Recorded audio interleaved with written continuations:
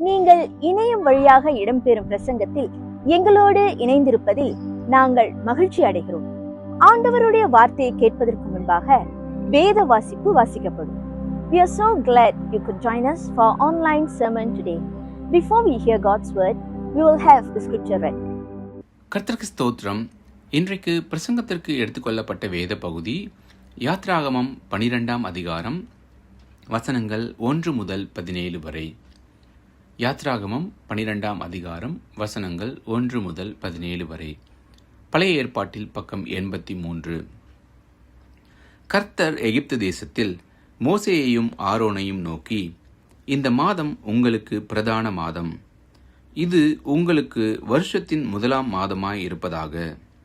நீங்கள் இஸ்ரவேல் சபையார் யாவரையும் நோக்கி, இந்த மாதம் 10ஆம் தேதியில் வீட்டுத் தலைவர்கள் வீட்டுக்கு ஒரு ஆட்டுக்குட்டியாக ஒவ்வொருவரும் ஒவ்வொரு ஆட்டுக்குட்டியை தெரிந்து கொள்ள கடவர்கள்.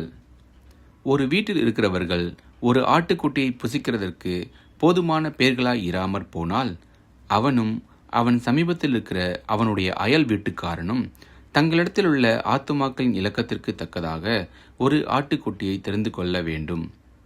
அவனவன் புசிப்புக்கு தக்கதாக இலக்கம் பார்த்து ஆட்டுக்குட்டியை தெரிந்து கொள்ள வேண்டும். அந்த ஆட்டுக்குட்டி பழுதற்றதும் ஆணும் 1 வயது உள்ளதுமாய் இருக்க வேண்டும். செம்மறி ஆடுகளிலாவது வெள்ளாடுகளிலாவது அதை தெரிந்து கொள்ளலாம். அதை இந்த மாதம் 14ஆம் தேதி வரைக்கும் வைத்திருந்து இஸ்ரவேல் சபையின் ஒவ்வொரு கூட்டத்தாரும் சாயங்காலத்தில் அதை அடித்து அதன் இரத்தத்தில் கொஞ்சம் எடுத்து தாங்கள் அதை புசிக்கும் வீட்டு வாசல் நிலைக்கால்கள் 2லும் நிலையின் மேற்சட்டத்திலும் தெளித்து அன்று ராத்திரியிலே அதன் மாம்சத்தை நெருப்பினால் சுட்டு புளிப்பில்லா அப்பத்தோடும் கசப்பான கீரையோடும் அதை புசிக்க கடவர்கள். பச்சையாயும் தண்ணீரில் அவிக்கப்பட்டதாயும் அல்ல, அதன் தலையையும் அதன் தொடைகளையும் அதற்குள்ள யாவையும் ஏகமாய் நெருப்பினால் சுட்டதாய் அதை புசிப்பீர்களாக. அதிலே ஒன்றையும் விடியற்காலம் மட்டும் மீதியாக வைக்காமல், விடியற்காலம் மட்டும் அதிலே மீதியாய் இருக்கிறதை அக்கினியினால் சுட்டரிப்பீர்களாக.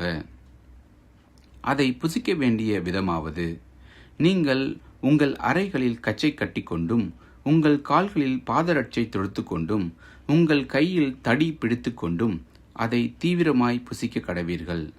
அது கர்த்தருடைய பஸ்கா. அந்த ராத்திரியிலே நான் எகிப்து தேசம் எங்கும் கடந்து போய் எகிப்து தேசத்திலுள்ள மனிதர் முதல் மிருக ஜீவன்கள் மட்டும் முதற்பேராய் இருக்கிறவைகளை எல்லாம் அதம் பண்ணி எகிப்து தேவர்களின் மேல் நீதியை செலுத்துவேன். நானே கர்த்தர். நீங்கள் இருக்கும் வீடுகளில் அந்த இரத்தம் உங்களுக்காக அடையாளமாய் இருக்கும். அந்த இரத்தத்தை நான் கண்டு உங்களை கடந்து போவேன். நான் எகிப்து தேசத்தை அழிக்கும் போது அழிக்கும் வாதை உங்களுக்குள்ளே வராதிருக்கும். அந்த நாள் உங்களுக்கு நினைவு கூறுதலான நாளாய் இருக்க கடவது. அதை கர்த்தருக்கு பண்டிகையாக ஆசரிப்பீர்களாக. உங்கள் தலைமுறை தோறும் நித்திய நியமமாக ஆசரிக்க கடவீர்கள். புளிப்பில்லா அப்பத்தை 7 நாள் அளவும் புசிக்க கடவீர்கள். முதலாம் நாளில்தானே புளித்த மாவை உங்கள் வீடுகளிலிருந்து நீக்க வேண்டும். முதலாம் நாள் தொடங்கி 7ஆம் நாள் வரைக்கும் புளித்த அப்பம் புசிக்கிறவன் எவனோ அந்த ஆத்துமா இஸ்ரவேலரில் இருந்து அறுப்புண்டு போவான். முதலாம் நாளில் பரிசுத்த சபை கூடுதலும் 7ஆம் நாளிலும் பரிசுத்த சபை கூடுதலும் இருக்க வேண்டும். அவைகளில் ஒரு வேலையும் செய்யப்படலாகாது. அவரவர் சாப்பிடுகிறதற்கு தேவையானது மாத்திரம் உங்களால் செய்யப்படலாம். புளிப்பில்லா அப்ப பண்டிகையை ஆசரிப்பீர்களாக. இந்த நாளில்தான் நான் உங்கள் சேனைகளை எகிப்து தேசத்திலிருந்து புறப்பட பண்ணினேன். ஆகையால் உங்கள் தலைமுறை தோறும் நித்திய நியமமாக இந்த நாளை ஆசரிக்க கடவீர்கள். ஆமேன். இது தேவனுடைய வசனம். நாம் அனைவரும் சேர்ந்து சொல்வோம், தேவனுக்கு ஸ்தோத்திரம். இயேசு கிறிஸ்து நாமத்தில் உங்கள் அனைவரையும் வரவேற்கிறோம். உங்களை மீண்டும் சந்திப்பதில் சந்தோஷம் அடைகிறேன். இந்த நேரத்தில் கூட நம்ம ஆண்டவரிடத்தில் இந்த நேரத்தை ஒப்பு கொடுப்போமாக. நிச்சயமாக இந்த நாளில் அவருடைய வார்த்தை மூலமாகவும் அவருடைய நன்மைகள் மூலமாகவும் உங்களை சந்தித்து உங்களை ஆண்டவர் வழிநடத்துவார் என்று உறுதியுடன் இந்த நேரத்தை ஆண்டவர் கரத்தில் ஒப்பு கொடுப்போமாக. எங்கள் நல்ல தேவனை, எங்களை ரட்சித்து எங்களை மீட்டு எங்கள் ஜீவியத்தை ஆண்டவரை வழிநடத்துகிற பரிசுத்த தேவனே, இந்த நாளில் கூட ஆண்டவரே உமது வார்த்தையை பெற்றுக்கொள்ளவும் ஆண்டவரே, அதே நேரத்தில் ஆண்டவரே எங்களோட ஜீவியத்தை ஆராய்ந்து பார்த்து ஆண்டவரை உமக்கென்று சிறந்தவர்களாக ஜீவிக்க ஆண்டவரே இந்த நாளில் எங்கள் ஒவ்வொரு மதியம் கிருபை செய்தருளும் ஆண்டவரே. உமது வார்த்தை மட்டுமல்ல, உமது ஆவியானவர் மூலமாக எங்களை ஆண்டவரை சுத்திகரித்து எங்களை புதுப்பியும் ஆண்டவரை. எங்களோட பலவீனங்களிலும் எங்களோட போராட்டத்திலும் ஆண்டவரை நாங்கள் உண்மையே நம்பி ஆண்டவரே இந்த நாளில் உம்மை நாடி உமது வார்த்தையின் பலத்தையும் ஆண்டவரே உமது நன்மைகளையும் நாங்கள் எதிர்பார்க்கிறோம் ஆண்டவரே. இந்த நாளில் கேட்குற இந்த செய்தியை ஒவ்வொரு மேலும் ஆண்டவரே உமது நன்மையும் கிருபையும் அதிகரிக்க இந்த நாளில் கிருபை செய்தருளும் ஆண்டவரே. இதை அனைத்தும் எங்கள் கர்த்தரும் மீட்பெருமாகிய இயேசு கிறிஸ்து நாமத்தில் நாங்கள் ஜெபிக்கிறோம் எங்கள் ஜீவனுள்ள பிதாவே, ஆமென். இந்த நாள் யாத்திராகமம் 12வது அதிகாரம் வசனம் 1லேருந்து 17 வரை நீங்கள் வாசிப்பதை கேட்டீர்கள். அதில் கிறிஸ்து நம்முடைய பஸ்கா ஆட்டுக்குட்டி என்ற தலைப்பில் கூட இந்த நாளில் இந்த பிரசங்கத்தை உங்கள் மத்தியில் பகிர்ந்து கொள்கிறேன். today's you heard from Exodus chapter 12 verses 1 to 17 and the title of today's message is Christ our Passover Lamb. கிறிஸ்து நம்முடைய பஸ்கா ஆட்டுக்குட்டி. பஸ்கா என்ற அந்த அந்த கொண்டாட்டம், அந்த நாள், அந்த சம்பவம் பழைய ஏற்பாட்டில் ஒரு முக்கியமான ஒரு அம்சமாக இருக்கிறது. Passover is one of the most significant events in the Old Testament. அது இஸ்ரவேலின் சரித்திரத்தை ஒரு முக்கியமான ஒரு அங்கமாக மட்டுமல்ல, அது ஆண்டவர் அவரோட ஜனங்களுக்கு இருக்கிற அன்பையும் திட்டத்தையும் அவர் தெளிவாக அங்கே வெளிப்படுத்துகிறார். It is not only an important, this Passover is not only an important historical point in Israel's history, but it is a powerful demonstration of God's love for and his plan for his people. What God did for Israel in Egypt finds its ultimate fulfillment in Jesus Christ. எது தேவன் இஸ்ரவேல் ஜனங்களுக்கு எகிப்து தேசத்தில் அவர் செய்தாரோ, அந்த விடுதலையும் செய்தாரோ, அது முழுமை நாம் எங்கே காணுகிறோம் என்றால் இயேசு கிறிஸ்துவில் நாம் அதை அறிந்து கொள்கிறோம். Today let us open our hearts and minds to understand how the Passover reveals Jesus Christ. இந்த நாளில் கூட நம்மளோட உள்ளத்தையும் நம்மளோட சிந்தையும் நாம் திறந்து எப்படி இந்த இயேசு கிறிஸ்துவும் அந்த பஸ்காவுக்கும் என்ன தொடர்பு இருக்கிறது, என்ன அர்த்தங்கள் இருக்கிறது என்று தெளிவாக புரிந்து கொண்டு அது இந்த நாளில் நாம் எப்படி அதை புரிந்து கொள்ளலாம், அது நமக்கு எப்படி பயன்படுத்தப்படும் என்று நம்ம ஆராய்ந்து பார்ப்போமாக. Today let us open our hearts and our minds to understand how the Passover reveals Jesus Christ and what does it mean to you and me today. The Israelites had been in Egypt for over 400 years. ஏறக்குறைய 400 ஆண்டுகளாக இஸ்ரவேல் ஜனங்கள் எகிப்து தேசத்தில் அடிமைகளாக அவர்கள் வாழ்ந்து கொண்டு இருந்தார்கள். அவர்கள் எப்பொழுது வந்தார்கள் என்றால் யோசேப்புடைய ராஜ்யத்தின் நாட்களில் அவர்கள் அங்கே ஒரு குடும்பமாக அங்கே வறுமை இருப்பதனால் எகிப்து தேசத்துக்கு அவர்கள் வந்தார்கள். அவர்கள் வரும்போது ஒரு 70 பேர் இருப்பார்கள். ஆனால் இப்போ 400 ஆண்டுகளுக்கு பிற்பாடு அவர்களுக்கு ஏறக்குறைய 2 இல்ல 3 மில்லியன் ஜனங்கள் இப்போ இருக்கிறார்கள். ஆனால் அவர்கள் அடிமைகளாக வாழ்ந்து கொண்டு இருக்கிறார்கள். The Israelites came and lived in Egypt for over 400 years. When they came during the time of Joseph. And when they came, it was only a family of about 70 people.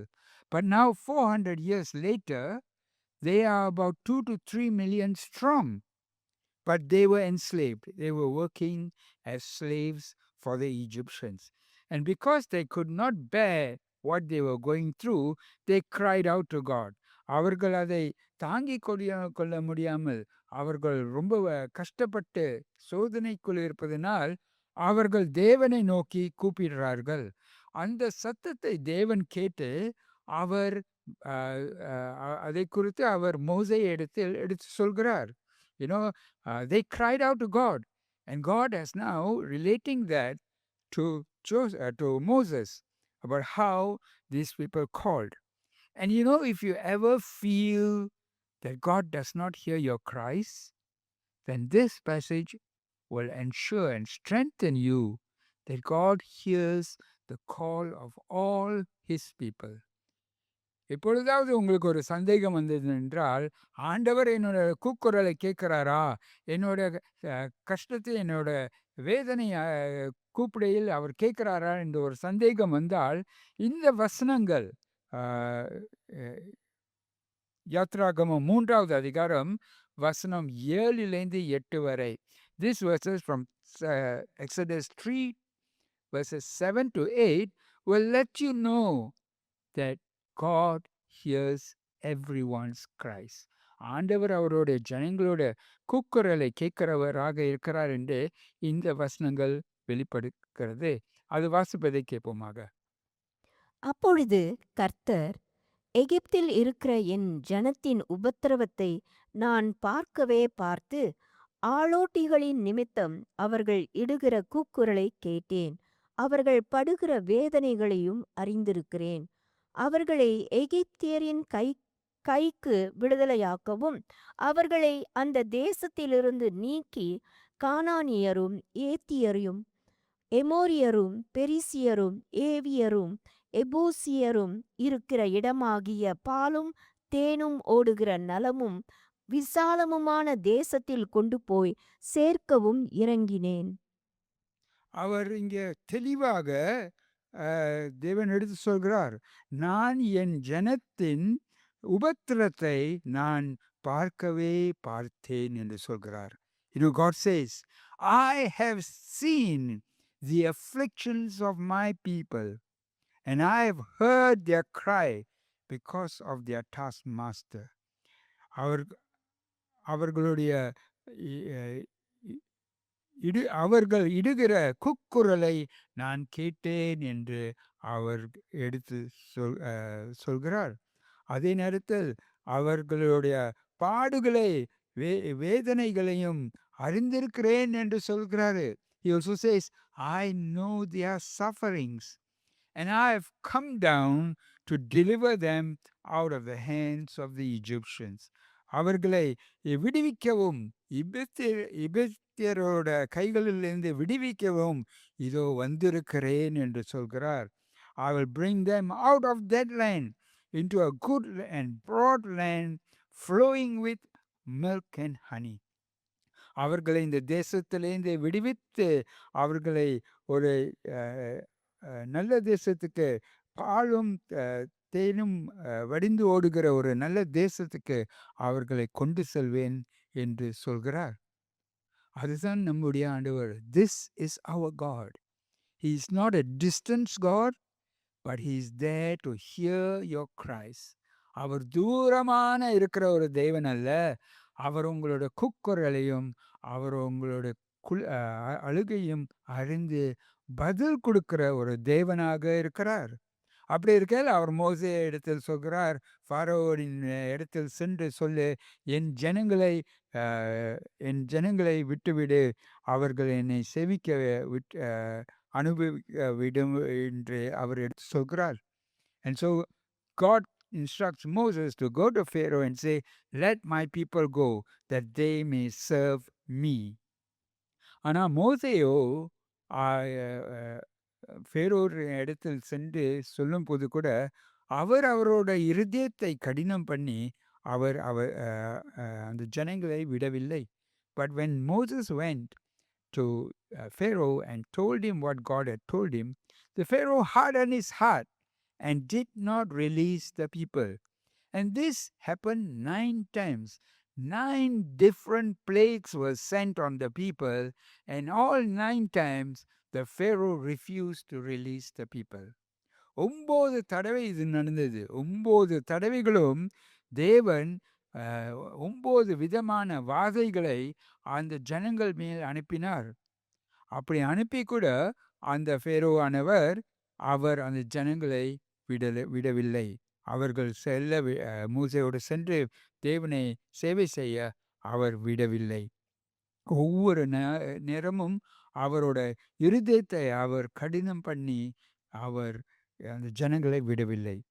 அப்படி இருக்கையில் இதுதான் நாம் வாசிக்க கேட்ட வசனங்களில் இதுதான் 10வது வாதையை தேவன் அனுப்புகிறார். And we heard in the scripture being read, this is the 10th plague that God is sending on to these people, onto the land as punishment. Then came the plague which was the worst. This was the 10th plague, was the worst of all, and it resulted in the death of the firstborn. இந்த 10வது வாதை தான் அதிக அபாயம் உள்ளது, வேதனை உள்ளதாக இருந்தது. அதில் என்ன நடந்தது என்றால் அந்த மூத்த பிள்ளைகள் அனைவரும் இதில் மரித்து விட்டார்கள். அந்த இரவு தான் பஸ்கா இரவு என்று அழைக்கப்படுகிறது. That night when the 10th plague was sent is known as a Passover night. பஸ்கா என்று சொல்லி அதோட அர்த்தம் என்ன? What does Passover mean? அதோட அர்த்தம் என்னவென்றால் ஆண்டவர் அந்த நாளில் அந்த ஒரு குறை இல்லாத ஆட்டுக்குட்டியின் இரத்தத்தின் மூலமாக அவர்கள் எந்தெந்த வீட்டில் அந்த இரத்தம் போடப்பட்டிருக்கிறதோ அந்த வீட்டை கடந்து போனதுதான் பஸ்கா என்று சொல்லப்பட்டிருக்கிறது. What do we understand by Passover? And on the night when God sent the death over the land of Egypt, and when he passed over the houses that had the blood of the innocent lamb put on the door, and that is what it is called Passover.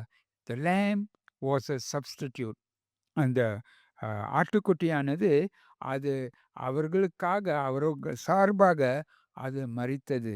அதோட இரத்தம் அது அந்த கதவில் போடப்பட்டிருந்தது.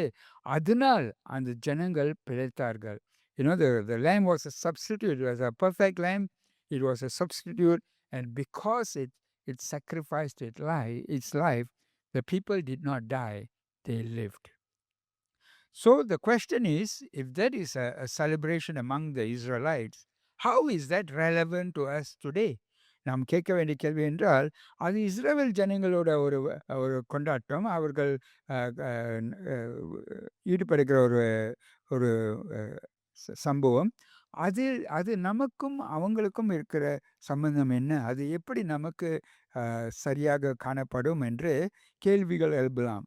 எப்படி just as how the unblemished lamb spared Israel from death in Egypt, the death of Jesus on the cross saves believers from sin and death.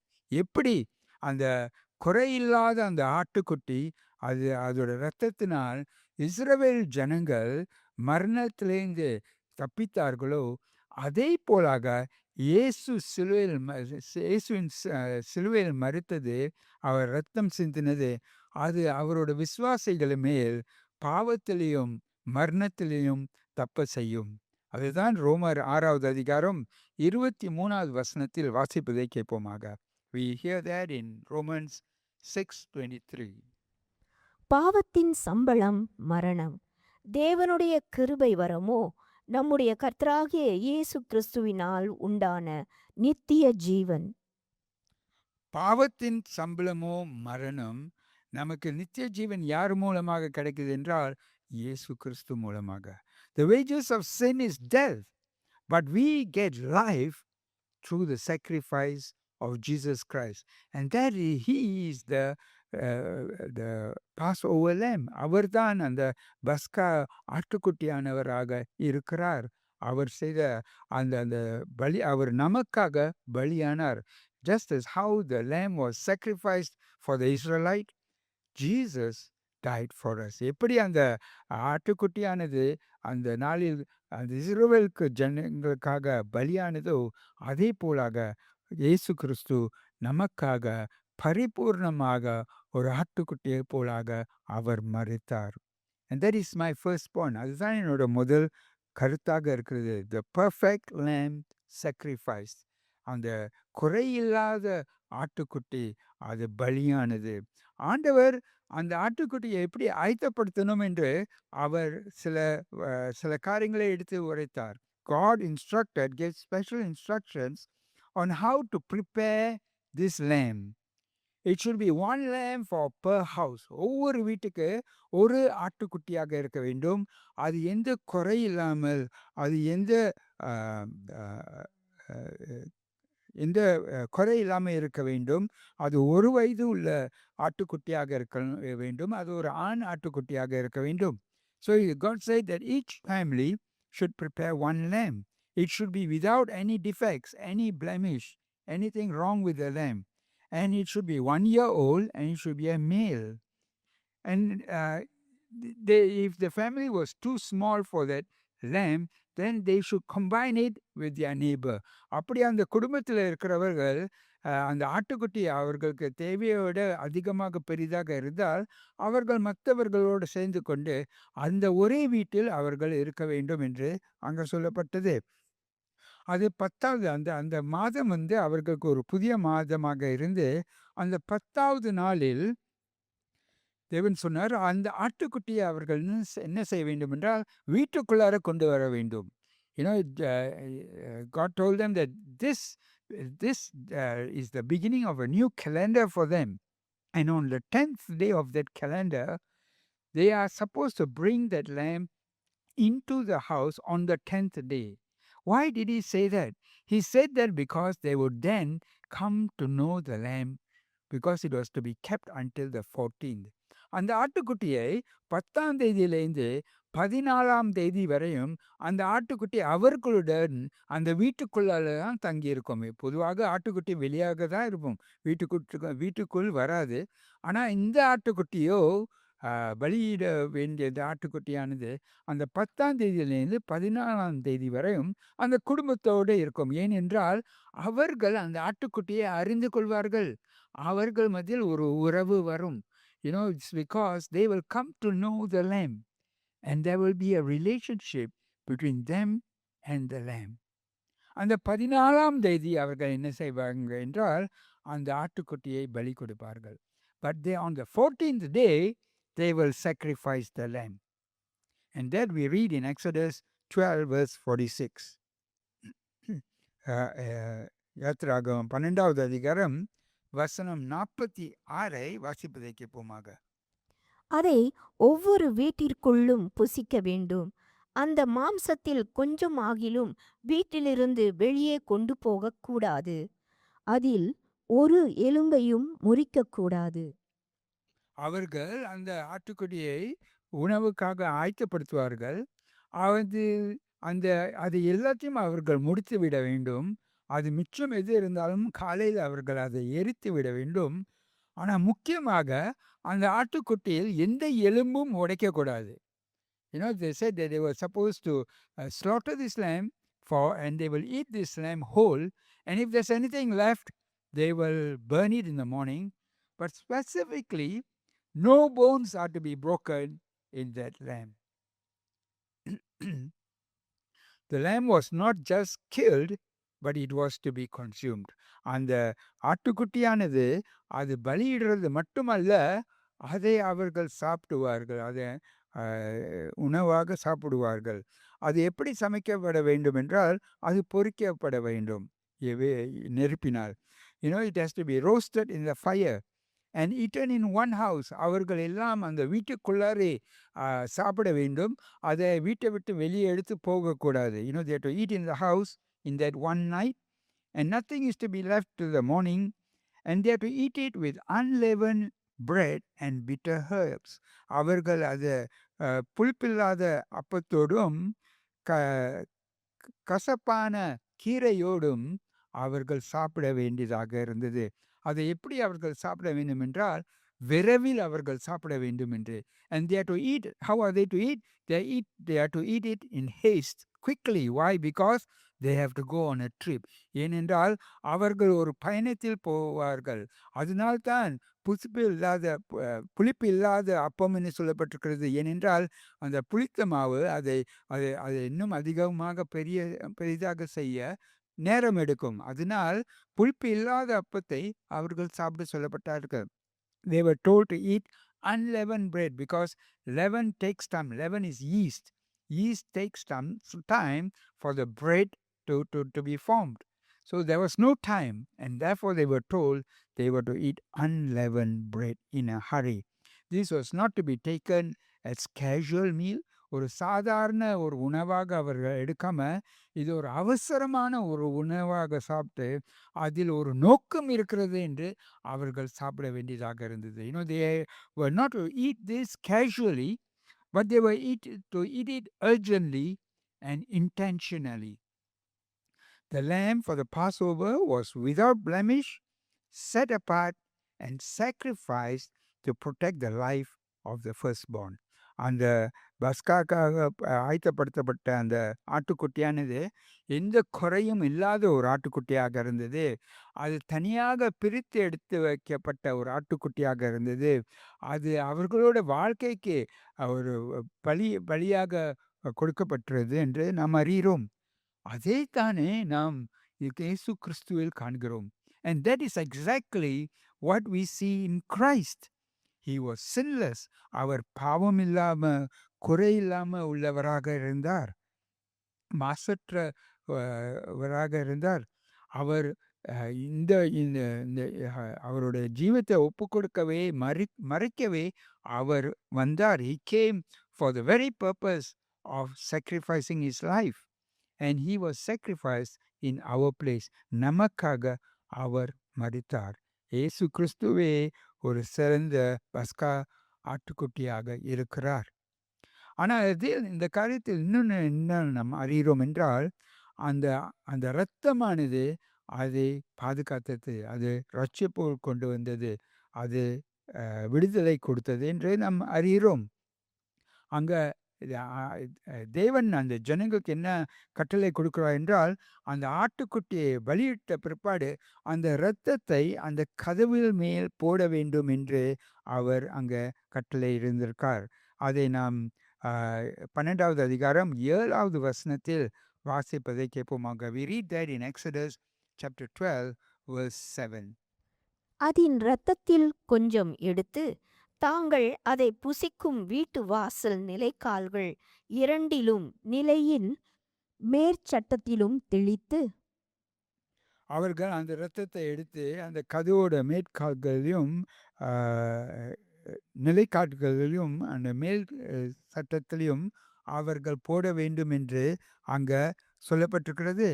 அவர்கள் ஏன் அப்படி போட வேண்டும் என்றால் அந்த வீடை பார்க்கும்போது அந்த இரத்தம் காணப்படும். The instruction to the people was to put the blood on the two doorposts and the tindle, which is the top portion. Why it was stated that way is because when you look at the house, you can see the blood being put on the doors. And therefore it was put there. And what it says there was that when God says when death passes through the land, and when it sees the blood on the house, then he says, I will see the blood and I will pass over you. அங்கே என்ன கட்டளை சொல்லப்பட்டிருக்க என்றால் அந்த மரணத்தினாவி அங்கே அங்கே அந்த மரணத்தின் தூதன் அங்கே தேசத்து மூலமாக கடந்து போகும்போது அப்பொழுது அந்த இரத்தத்தை கண்டு அந்த வீட்டை தவிர்த்து விட்டு அங்கே செல்வான் என்று அங்கே சொல்லப்பட்டிருக்கு. கடந்து போவான் என்று சொல்லப்பட்டிருக்கிறது. அங்கே தான் சொல்லப்பட்டிருக்கிறது. That's what it says in verses 12 to 30. When I see the blood, I will pass over you. அந்த இரத்தத்தை நான் கண்டு உங்களை உங்களை உங்களை கடந்து போவேன் என்று சொல்வார். When he sees the blood on the door, he says, your sins are forgiven, you are forgiven, you are protected, and I will pass over you. அங்கே என்ன அர்த்தம் என்றால் அந்த இரத்தத்தை காணும்போது அந்த மரணத்தின் தூதன் அதை பார்த்து அவர்களுக்கு பலி இருப்பதனால் அவர்கள் மன்னிக்கப்படுறார்கள், அவர்களை கடந்து அவர்கள் பாதுகாக்கப்படுறார்கள் என்று அவர்களை கடந்து போவார் என்று சொல்லப்பட்டிருக்கிறது. அந்த இரவு அந்த தேசம் முழுவதும் தேவனுடைய நியாய தீர்ப்பு வந்தது. On that night, the whole land came under judgment of God. No one was exempted. யாருமே அதில் தனியான ஒரு சலுகை கிடையாது. இஸ்ரவேல் ஜனங்களும் ஈஜிப்ட் ஜனங்களும் இருவரும் அந்த நியாய தீர்ப்புக்குள் வந்தார்கள். Both the Egyptians and the Israelites came under the judgment. But the difference was not in because they were Israelites that they were saved. Not because they were a special race. அவர்கள் ஒரு தனியாக ஜாதி, அவர்கள் தேவனுடைய பிள்ளைகள் என்ற அந்த அர்த்தத்தில் வித்தியாசம் கிடையாது. அதே நேரத்தில் அவர்கள் தேவனால் தெரிந்து கொள்ளப்பட்டவர்கள், ஒரு தகுதி, ஒரு திறன் உள்ளவர்கள் என்று அந்த காரணமும் கிடையாது. அவர்கள் நல்லவர்கள், கீழ்ப்படுகிறார்கள் என்ற அர்த்தமும் கிடையாது. ஒரே ஒரு காரணம்தான், அவர்கள் அந்த மரணத்தை சந்திக்க விடலை, அந்த இரத்தத்தினால். They did not, the death, the angel of death did not pass them. He passed them not because that they were a special race, that they were Israelites and that they were chosen people and therefore he passed them. That was not the reason. Neither was it the status that because they are children of God that they were forgiven. That was not the reason either. Nor was it because that they are obedient and they obey and they follow God's laws and are obedient. Neither was it the reason. The only reason why they were passed over was because of the blood of the lamb that was on the door. அந்த கதவில் இருந்த அந்த குறையில்லாத ஆட்டுக்குட்டியின் இரத்தத்தினால் அந்த நாளில் அந்த மரணத்தின் தூதன் கடந்து போனான். தேவன் சொன்னார், அந்த இரத்தத்தை காணும் போது நான் கடந்து போவேன். When I see the blood, I will pass over you. Without the blood, there was death. அந்த இரத்தம் இல்லை என்றால் அந்த குடும்பத்தில் ஒரு மரணம் உண்டாயிருக்கும். அந்த இரத்தத்தினால் அங்க விடுதலை உண்டாதது. Because of the blood, there was deliverance. Jesus is our Passover lamb who shed his blood on the cross so that God's judgment will pass over us. We are saved from sin and death. இயேசு அந்த பஸ்கா ஆட்டுக்குட்டியானவர், அவர் சிலுவையில் இரத்தம் சிந்தினால் அவருடைய மரணத்தின் மூலமாக ஆண்டவர் நம்முடைய பாவத்தை மன்னித்து அவர் நம்மேல் கடந்து போகிறார். பாவத்திலையும் மரணத்திலையும் நாம் காப்பாற்றப்பட்டோம். மூன்றாவதாக நம்ம என்ன இந்த வசனங்களில் கற்றுக்கொள்கிறோம் என்றால், அங்கு ஒரு புதிய ஆரம்பத்தை நாம் பார்க்கிறோம். The third thing we learn from these verses is that we see a new beginning. அது யாத்ராகமம் 12வது அதிகாரம் 2வது வசனத்தை வாசிப்பதை கேட்போமாக. And we see that in Exodus chapter 12 verse 2. இந்த மாதம் உங்களுக்கு பிரதான மாதம், இது உங்களுக்கு வருஷத்தின் முதலாம் மாதமாயிருப்பதாக. அங்க தேவன் அந்த ஜனங்கள் இடத்தில் சொல்றாரு, அவங்களோட சத்தத்தை கேட்டு இப்போ அவருக்கு சொல்றாரு, இப்பொழுது உங்களுக்கு ஒரு புதிய ஆரம்பம் இருக்கிறது, இது ஒரு புதிய மாதமாக இருக்கும், இது ஒரு புதிய வருடமாக இருக்கும் என்று. And when the people cried out to God and God was responding to them, he said, now I'm doing something new in your life. I'm starting a new calendar. It is a new month. It's the first month in this new calendar. It is a new beginning. God did not say that, no, you people set your life right first and then I will deliver you. But instead, he was delivering them and then saying, now since you have been delivered, live your life right. தேவன் அந்த ஜனங்கள் இடத்தில் சொல்லவில்லை, நான் உங்களை நீங்கள் உங்களோட வாழ்க்கையை சரியாக வாழுங்கள், நான் சொன்ன பிரகாரம் வாழுங்க, அதுக்கு பிற்பாடு நான் உங்களை ரட்சிப்பேன் என்று சொல்லவில்லை. அவர் சொல்றார், நான் உங்களை முதலாவதாக விடுவிக்கிறேன், விடுவிக்கப்பட்ட ஜனங்களாக நீங்கள் இப்பொழுது உங்களோட வாழ்க்கையை சரியாக வாழுங்கள் என்று. And so we are called So God delivered them there first, and then he says, now it is a new beginning, it's a new calendar, and each year I want you to celebrate this Passover. அவர் தேவன் சொல்கிறார் அந்த ஜனங்களிடத்தில், இப்பொழுது நான் விடுவித்து உங்களுக்கு ஒரு புதிய ஆரம்பத்தை கொடுக்கிறேன். அப்படி இருக்கையில் ஒவ்வொரு வருடமும் இந்த பஸ்கா நாளை நினைவு கூர்ந்து நீங்கள் கொண்டாடுங்கள், அப்படியாக கொண்டாடுங்கள் என்று அவர் எடுத்து சொல்கிறார். அங்கே இஸ்ரவேல் ஜனங்களுக்கு ஒரு புதிய அடையாளத்தை கொடுக்கிறார். அவர்கள் அடிமையாக இருந்தவர்கள் இப்ப விடுவிக்கப்பட்டு சுதந்திரமாக தேவனுடைய ஜனங்களாக முன் செல்கிறார்கள். Here by delivering them and giving them a new beginning, God is changing their identity from being slaves. Now they are delivered and live as new people, as God's people. They were in bondage, now they are in freedom. அவர்கள் அடிமையில் இருந்தார்கள், இப்ப சுதந்திரமாக இருக்கார்கள். அவர்கள் கட்டளையிடப்படுகிறார்கள். இதை ஒரு நினைவு நாளாக நினைவு கூர்ந்து இதை கொண்டாடுகள் என்று, ஒவ்வொரு வருடமும் கொண்டாடுகள் என்று. And so they were told to celebrate. And likewise, when we look at Jesus at the Last Supper, Jesus in Matthew 26 to 20, chapter 26 verse 26 to 28 says this. இப்படியாக மத்திய 26வது அதிகாரம் வசனம் 26லிருந்து 28 வரை வாசிப்பதை கேட்போமாக. அவர்கள் போஜனம் பண்ணுகையில் இயேசு அப்பத்தை எடுத்து ஆசீர்வதித்து அதை பிட்டு சீஷர்களுக்கு கொடுத்து, நீங்கள் வாங்கி புசியுங்கள், இது என்னுடைய சரீரமாய் இருக்கிறது என்றார்.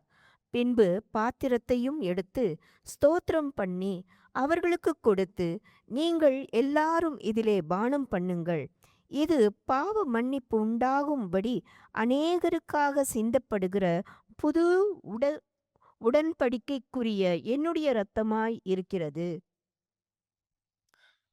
அந்த இஸ்ரவேல் ஜனங்களுக்காக அந்த ஆட்டுக்குட்டி அது ஒரு பலியாக இருந்தது.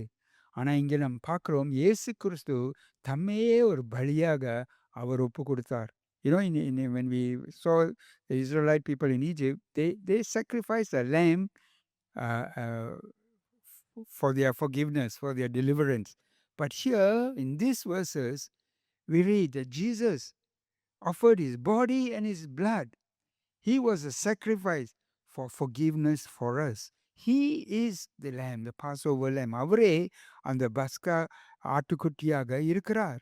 ஞானஸ்தானன் யோவான் அவரை பார்க்கும்போது, இதோ வருகிறது தேவ ஆட்டுக்குட்டி என்று சொல்றார். When John the Baptist saw Jesus, he says, here comes the Lamb of God. And so Jesus is the sacrifice for us. He is the Passover lamb for us. அவரே நமக்கு அந்த பஸ்கா ஆட்டுக்குட்டியாக இருக்கிறார்.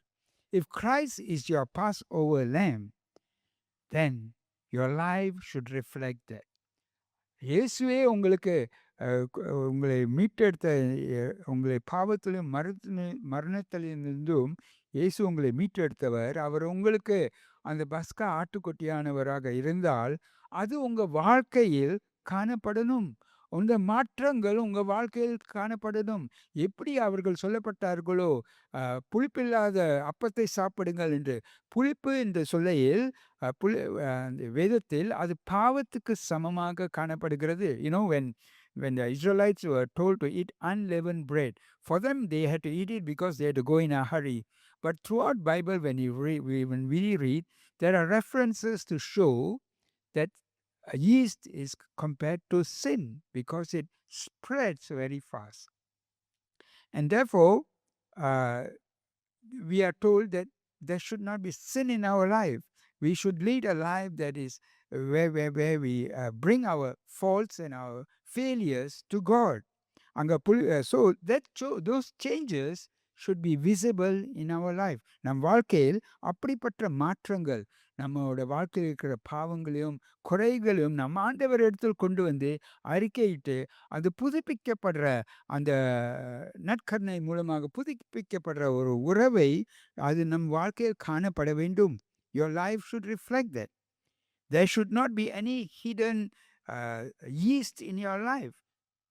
உங்கள் வாழ்க்கையில் அந்த புஷ்புள்ள மாவு போலாக எந்த பாவமும் மறைந்திருக்கவோ ஒழித்து வைக்கவோ நம் வாழ்க்கையில் காணப்படக்கூடாது. ஏனென்றால் அது சீக்கிரமாக பரவும். உங்கள் வாழ்க்கை உங்கள் முழு வாழ்க்கையும் அது பாதிக்கும். Because a little yeast can affect the whole bread. Likewise, a little hidden sin in your life can destroy, can deter your whole life.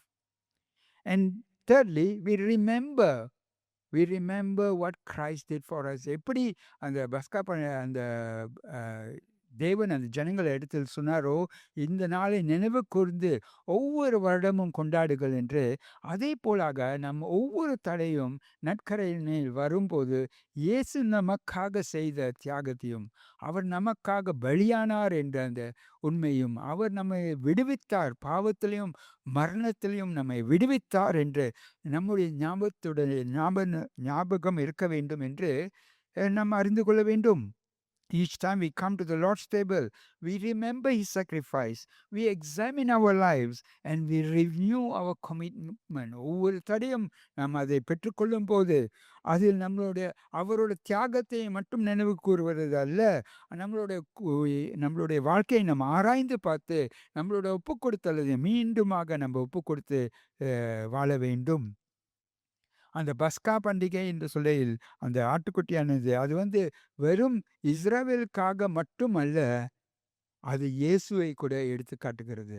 The Passover was never just about Israel, but it pointed out to Jesus, a perfect lamb, shed blood and a new beginning. ஒரு குறையில்லாத ஆட்டுக்குட்டியானவர் அது இரத்தம் சிந்தினது, அது மூலமாக ஒரு புதிய ஆரம்பம் வந்தது. And therefore Christ is our Passover lamb. அதனால் கிறிஸ்து நம்முடைய பஸ்கா ஆட்டுக்குட்டியானவராக இருக்கிறார். And because of him, judgment passed us, sin is forgiven, life is made new. அவர் செய்த அந்த தியாகத்தினால் நம்மேல் அந்த மரணம் நம்ம இடத்துல மன்னிக்கப்பட்டது. நம்மளோட பாவங்கள் மன்னிக்கப்பட்டு நாம் விடுவிக்கப்பட்டு இருக்கிறோம். நமக்கு ஒரு புதிய ஜீவன் கொடுக்கப்பட்டிருக்கிறது. This is not just something we remember once a year. It is something we live every day in our lives.